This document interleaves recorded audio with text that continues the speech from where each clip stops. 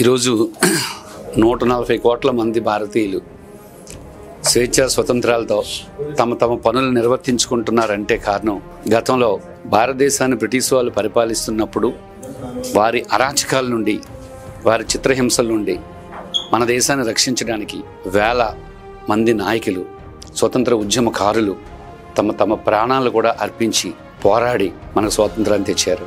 ఈ నేపథ్యంలో భారత స్వతంత్రానికి కారకులైన ఈ స్వతంత్రోద్యమ స్ఫూర్తిదాతలను వారి సంతానాన్ని వారి వారసులను ఖచ్చితంగా మనం ఒక్కసారి సన్మానించుకొని వారి పేర్లు స్మరించుకోవాల్సిన ఆవశ్యకత భావితరాలకు అవసరం, మనకు కూడా అవసరం. నిజంగా ఈ కార్యక్రమాన్ని వందే విశ్వభారత్ వారు నిర్వహించడం చాలా మంచి పరిణామం.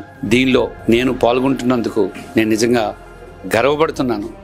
ఎందుకంటే దేశానికి స్వతంత్రం తెచ్చిన ఆ మహానీయుల వారసుల్ని సన్మానించుకోవాల్సిన బాధ్యత ఈరోజు మన అందరిపైన ఉంది. ఈ కార్యక్రమంలో మీరు కూడా తప్పనిసరిగా పాల్గొని విజయవంతం చేయాలని మనస్ఫూర్తిగా కోరుకుంటున్నాను. Thank you. జై భారత్, వందే విశ్వ భారత్.